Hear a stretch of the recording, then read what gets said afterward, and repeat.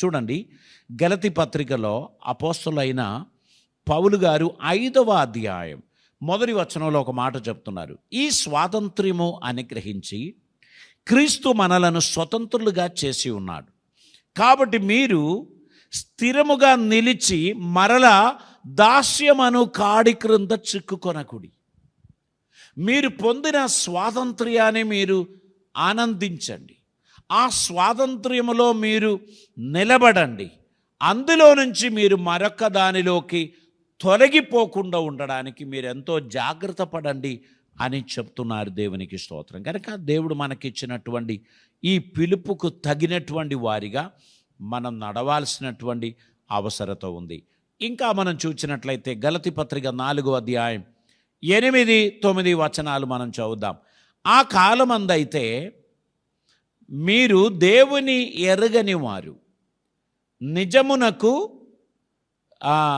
దేవుళ్ళు కాని వారికి దాసులై ఉండిరి గాని, ఇప్పుడు మీరు దేవునిని ఎరిగిన వారును, మరి విశేషముగా దేవుని చేత ఎరగబడిన వారునై ఉన్నారు గనక బలహీనమైనవనియు నిష్ప్రయోజనమైనవియునైనా మూలపాఠముల తట్టు మరలా తిరగలేలా మునుపటి వలె మరలా వాటికి దాసులై ఉండ గోరునేలా మీరు దినములను, మాసములను, ఉత్సవకాలములను, సంవత్సరములను ఆచరించుచున్నారు. మీ విషయమై నేను పడిన కష్టము వ్యర్థమైపోవునేమో అని మిమ్మును గూర్చి నేను భయపడుచున్నాను. ఇక్కడ గలతీలో ఉన్న విశ్వాసులు కాలం చూడడం, సమయం చూడడం, ముహూర్తం చూడడం, దినములు చూడడం ఇవన్నీ మొదలుపెట్టినప్పుడు పౌలు గారు దిగులు చెందారు. మీరు సత్యమునకు సాక్షులై ఉండుటకు దేవుని చేత పిలువబడిన ఇంకా మీరు వెనక్కకపోవడం ఏంటి? ఇంకా మీరు ఆచారములకు మీరు లొంగిపోవడం ఏంటి? మీలో ఉన్న ఈ సంప్రదాయాలు ఎక్కడిది అని ఆయన ఆశ్చర్యంగా వారిని అడుగుచున్నారు. యేసుక్రీస్తు రక్తంలో కడుగబడిన బిడ్డలు దేవుని పద్ధతిని, దేవుని మాటలను విలువైనదిగా గుర్తించి ఆయన వాక్యానుసారంగా జీవించడానికి తమను తాము సమర్పించినటువంటి వారిగా దేవునికి ఇష్టలుగా నడవాల్సినటువంటి అవసరత ఉంది. మరియు మరలా దాస్యమను కాడి క్రింద చిక్కుకొనినటువంటి స్థితి, ఆచారములకు అనుష్ఠానములకు లొంగిపోయేటువంటి స్థితి. మనం వాటన్నిటి నుంచి విడుదల పొందిన వారం. మనం ఏం చెప్తున్నారు తెలుసా? This is the day that the lord has made. ఇది యెహోవా చేసిన దినం, దీని అందు మనం ఆనందించదాం అని ఏ రోజు చెప్దాం? ఆదివారం చెప్దాం. ఇంకే రోజు చెప్దాం? సోమవారం చెప్దాం.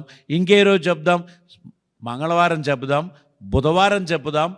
గురువారం, శుక్రవారం, శనివారం, అన్ని రోజులు శుభదినములు. దేవునికి స్తోత్రం. ఈ రోజు మంచిది కాదు, ఆ రోజు మంచిది కాదు అని క్రీస్తును నమ్మిన బిడ్డలు చెప్పడానికి దేవుడు ఇష్టపడడం లేదు. చూడండి, ఫంక్షన్ హాల్స్ బుక్ చేయడానికి పోతే దొరకదు మనకు. ఎందుకని? అన్నీ బుక్ అయిపోయింది. ముహూర్తాలు తెలుసుకున్నవారు అవన్నీ బుక్ చేశారు. మనం పోయి ఎక్కువ డబ్బు ఇచ్చి బుక్ చేసిన వాళ్ళని క్యాన్సిల్ చేపించి మనం ఫంక్షన్ చేయాల్సిన అవసరం ఉందా? ఖాళీగా ఉన్న రోజు తీసుకోండి. అది మంగళవారం అయితే ఏంటి, బుధవారం అయితే ఏంటి, శుక్రవారం అయితే ఏంటి, శనివారం అయితే ఏంటి, ఏ రోజైనా ఫంక్షన్ హాల్ ఖాళీగా ఉన్నటువంటి రోజు బుక్ చేసుకొని నువ్వు ఫంక్షన్ జరిపించుకో. ఎందుకు తెలుసా?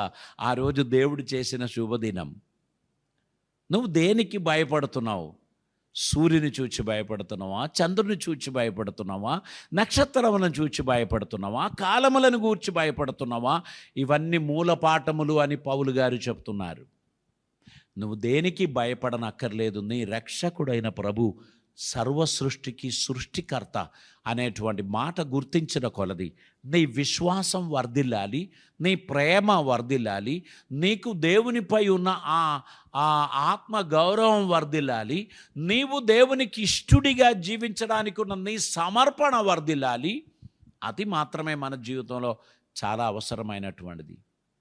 మనం ఈ కాలములో దేవుని చిత్తం నెరవేర్చడానికి తగిన బిడ్డలుగా మనని మనం సమర్పించాల్సినటువంటి అవసరత ఉంది. దైవ చిత్తం మన జీవితంలో నెరవేరడానికి మన జీవితాన్ని సంపూర్తిగా మనం సమర్పించాలి. హెబ్రీయులకు రాసిన పత్రిక 10వ అధ్యాయం దాని 38వ వచనాన్ని మనం చదువుదామండి. హెబ్రీయులకు రాసిన పత్రిక 10వ అధ్యాయం దాని 37, 38 వచనాలు మనం చదువుదాం. ఇక కాలము బహు కొంచెముగా ఉన్నది, వచ్చుచున్నవాడు ఆలస్యం చేయక వచ్చును. నా ఎదుట నీతిమంతుడైన వాడు విశ్వాసం మూలముగా జీవించును గాని అతడు వెనుక తీసిన ఎడల అతని యందు నా ఆత్మకు సంతోషం ఉండదు. ఇక్కడ ప్రభు తెలియపరచు మాట చూడండి. నా నీతిమంతుడు విశ్వాసం మూలముగా జీవించును, వాడు వెనుదిరిగిన ఎడల వాని యందు నా ఆత్మకు సంతోషం ఉండదు. మీరు దైవ చిత్తానుసారంగా జీవించడానికి బయలుదేరిన విశ్వాసివైతే ఇక వెనుతిరగడం దేనికోసం? వెనకాల ఏమున్నదని నువ్వు తిరిగి చూస్తున్నావు? నిన్ను బానిసత్వంలో పెట్టిన ఐగుప్తు దేశస్థులు మాత్రమే నీ వెనక కనిపిస్తారు. విశ్వాస మార్గంలో ఎర్ర సముద్రమును కూడా పాయలు చేసి నిన్ను ముందుకు నడిపించిన వాడు నీ దేవుడే. కనుక వెనుతిరుగు వాని మీద నాకు ఇష్టం ఉండదు అని దేవుడు చెప్తున్నాడు. అయితే మనము నశించుటకు వెనుక తీయువారము కాము గాని ఆత్మను రక్షించుకొనుటకు విశ్వాసము కలిగిన వారమై ఉన్నాము అని అంటున్నారు. దేవునికి స్తోత్రం. కనుక దేవుని చిత్తానుసారంగా జీవించటానికి, దేవునికి ఇష్టలుగా ఉండడానికి, దేవునికి ప్రియమైన బిడ్డలుగా నడవడానికి ఆయన కోసం మనలని దేవుడు ఏర్పరచుకున్నాడు. మనం ఆయన సొత్తైన ప్రజలు, ఆయన చిత్తం నెరవేర్చడానికి పిలువబడినటువంటి బిడ్డలం. ఆయనకి ఇష్టలుగా నడవడానికి దేవుడు మనల్ని ప్రత్యేకించాడు. కనుక దేవునికి ఇవ్వవలసిన ఇంపార్టెన్స్ మరి దేనికి మనం ఇవ్వకూడదు. నీ సృష్టికర్త అయిన దేవుడు నీ కోసం తన ప్రాణం పెట్టినవాడు. సర్వమానవాళిని వారి పాపము నుండి విమోచించడానికి యేసు ప్రభు వారు ఈ లోకంలోనికి వచ్చి తను సంపూర్ణముగా త్యాగం చేసుకున్నాడు, రక్తం చిందించాడు, తన్ను తానుగా రిక్తునిగా చేశాడు. ఆయన మన నిమిత్తమై బలియాగమయ్యాడు. మనకి గొప్ప రక్షణ, గొప్ప నిరీక్షణ మనకు కలుగజేశారు. కనుక మనం గుర్తుపెట్టుకోవాల్సినటువంటి విషయం, ఈ లోకంలో దేవుడు మనల్ని తన కోసం ప్రత్యేకించారు అని గుర్తించినప్పుడు ఎంతో ఆనందముతో, ఎంతో ఆసక్తితో దేవుని చిత్తం నెరవేర్చడానికి ఉన్నటువంటి ఒక సమర్పణ మన జీవితంలో మనకు అవసరమై ఉంది. ఇంకా మనం పరిశుద్ధ వాక్యమును మనం చదివిన మూల పాఠంలోనికి మరొకసారి మనం వెళ్దామండి. 2వ పేతురు గ్రంథము 2వ అధ్యాయం దాని యొక్క 20వ వచనం మరొకసారి మనం చదువుదామండి. వారు ప్రభువును రక్షకుడునైన యేసుక్రీస్తు విషయమైన అనుభవ జ్ఞానం చేత ఈ లోక మాలిన్యములను తప్పించుకొనిన తర్వాత మరలా వాటిలో చిక్కబడి వాటి చేత జయింపబడిన ఎడల, వాటిని జయించిన ఎడల అని కాదు, వాటి చేత జయింపబడిన ఎడల అంటే మనం వాటి ఎదుట ఓడిపోయిన ఎడల వారి కడవరి స్థితి మొదటి స్థితి కంటే మరి చెడ్డదగును. దేవునికి స్తోత్రం. మన జీవితంలో భక్తిని అవలంబించిన తర్వాత, సత్య సువార్తను అంగీకరించిన తర్వాత, దేవుని చిత్తానుసారంగా జీవించడానికి బయలుదేరిన తర్వాత మనం మరలా వెళ్ళి దాస్యమనబడు ఆ కాడి క్రింద మనం చిక్కిపోయామనుకోండి, మన కడవరి స్థితి మొదటి స్థితి కంటే చాలా ఘోరమవును అని అంటున్నారు. ఇక్కడ ప్రకటన గ్రంథం 2వ అధ్యాయం 4వ వచనంలో ఎఫెసులో ఉన్న ఆ సంఘపు దూతకు రాస్తున్నటువంటి మాటల్లో ఇక్కడ తెలియపరుస్తున్నారు, అయినను మొదట నీకుండిన ప్రేమను నీవు వదిలితివి అని నేను నీ మీద తప్పు ఒకటి మోపవలసి ఉన్నది. నీవు దేవునిలోనికి వచ్చినప్పుడు నీకు ఉండినటువంటి భక్తి, దేవునిలోనికి వచ్చినప్పుడు నీకు ఉండినటువంటి విశ్వాసం, దేవునిలోనికి వచ్చినప్పుడు నీవు చూపించిన ఆసక్తి ఇవన్నీ తగ్గిపోయింది. ఇప్పుడు నీ లైఫ్ ఒక మెకానికల్ లైఫ్గా మారింది. అంటే ఎవరైనా స్విచ్ చేస్తే తిరుగుతుంది, స్వయంగా తిరగడానికి ఉన్న శక్తి లేదు. ఎవరైనా నెడితే ముందుకు పోతుంది, చేతులు వదిలినప్పుడు ఆగిపోతుంది. ఇది దుష్కరమైనటువంటి ఒక డిసిషన్. దేవుడు మన ముందు తన కృపను గూర్చిన నిరీక్షణ మనకు చూపించాడు గనక ఆ గురి యొద్దకు మనము ఆసక్తితో పరిగెత్తాల్సినటువంటి ఆ అవసరత ఉంది. గురి యొద్దకు చేరడానికి, లక్ష్యం సాధించడానికి మనం పరిగెత్తాల్సినటువంటి అవసరత ఉంది. దీనికి ఆటంకంగా 6 కారణాలు నేను చెప్పాను. ఒకటి, మన విశ్వాస జీవితంలో సెల్ఫిష్నెస్, స్వార్థం ప్రవేశించినప్పుడు మనం విశ్వాసం నుంచి దిగజారడం ప్రారంభమవుతుంది. మనలో స్వార్థం రావడానికి వీల్లేదు. ఇవన్నీ నా వలన, ఇవన్నీ నేను లేకపోతే ఏది నడవదు, అంతా నేనే, సర్వం నామయం అని మనం అనుకుంటే మన పతనం ఖచ్చితంగా జరుగుతుంది. గనక మనం ఎప్పుడు కూడా నేను ఏమై ఉన్నానో అది దేవుని కృప వలనే అని చెప్పుకుంటూ ప్రతిదినం కృప కృప కృప అని చెప్పుకుంటూ మనం అడుగులు ముందుకు వేయాలి. దేవుని కృపపై ఆశ్రయించి మన ముందడుగులు వేసి ముందుకు పోవాలి. మనలో ఎప్పుడు కూడా స్వార్థం, అహంభావం మనలో ఏలడానికి మనం అనుమతించకూడదు. తగ్గింపు, వినయము మనలో ఉండడానికి మనం ప్రయత్నం చేయాలి. మనం ఏమై ఉన్నామో అది కేవలం దేవుని కృప వలనే. దేవునికి స్తోత్రం. ఏ ప్రాంతానికి వెళ్ళినా ఆ ప్రాంతం బ్లెస్ అవ్వాలని, ఆ ప్రజలు బ్లెస్ అవ్వాలని, ఆ ప్రజలు ఆశీర్వదింపబడాలని మన హృదయమందు మనం విశ్వాసం ఉంచాలి. వారి నిమిత్తం మనం ప్రార్థన చేయాలి. దేవునికి ఇష్టలుగా మనం జీవించడానికి మన జీవితాన్ని మనం సమర్పించాలి. ప్రభు మన జీవితంలో అద్భుత కార్యములు చేయగలడు అని మనం విశ్వసించాలి. ఆసక్తిగా ప్రభువును సేవించడానికి తగినటువంటి సమర్పణ కలిగిన వారిగా మనం ముందుకు నడవాల్సినటువంటి అవసరం ఉంది. రెండవదిగా, పాపం మనలో అధికమవుతున్నప్పుడు, పాపపు ఆశలు, పాపపు ఆలోచనలు మనలో ప్రవేశిస్తున్నప్పుడు వెనుదిరగడానికి అది మనల్ని ప్రేరేపిస్తుంది. సో పాపం మనలో ఏలడానికి మనం అనుమతించకూడదు. పాపం మనలో ప్రవేశించుచున్న పరిస్థితి కనిపిస్తున్నప్పుడు వాటిని దూరం ఉంచడానికి యేసుక్రీస్తుని కృపపై మనం ఆశ్రయం ఉంచాల్సినటువంటి అవసరత ఉంది. అది మూడవ విషయం ఏంటంటే, దుర్బోధలు, మత సంబంధమైన బోధలు విని, నూతనమైన ఆలోచనలు విని భక్తి క్షయించిపోవడానికి కారణమవుతుంది, క్షీణించిపోవడానికి కారణమవుతుంది. మన విశ్వాసం యొక్క ఆ పరిమాణం, ఆ కొలత తగ్గిపోవడానికి అది కారణమవుతుంది. కనుక మనం ఖచ్చితంగా విశ్వాసములో నిలకడగా నిలిచి ఉండడానికి అనుదినం జీవాహారమును భుజిస్తూ దేవుని కృపపై మనం ఆశ్రయం ఉంచాల్సినటువంటి అవసరత ఉంది.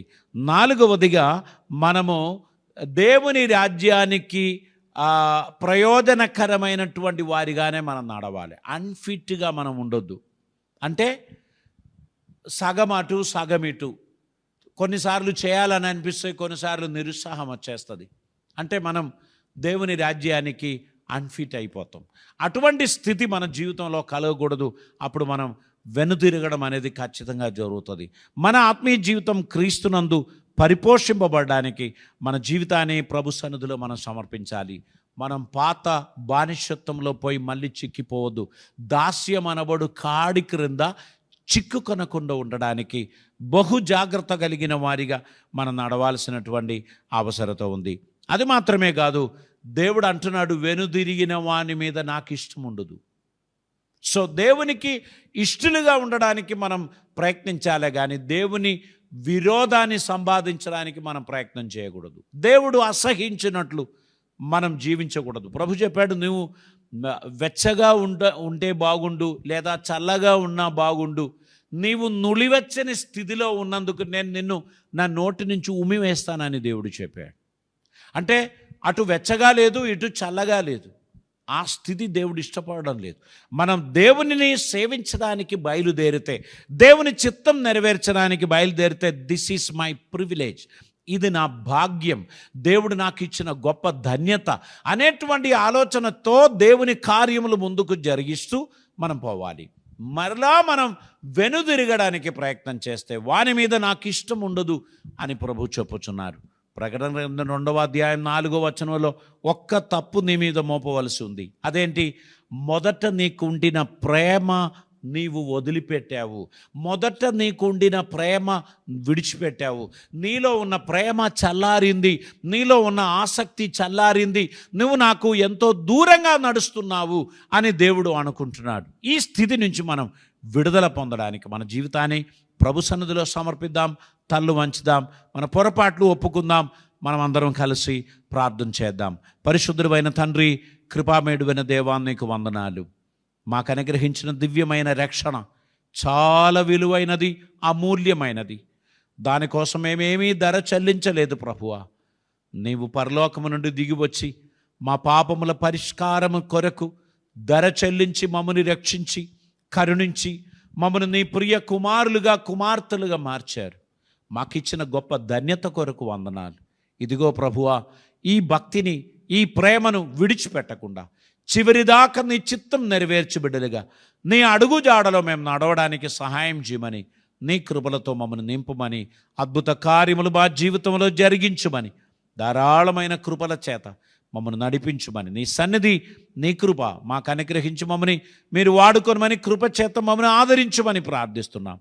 సమస్త దీవెనలు దయచేయమని, అద్భుతములు జరిగించమని, సహాయహస్తం చాపమని ప్రభువా ప్రతి ఒక్కరిని దీవించమని ప్రార్థిస్తున్నాం.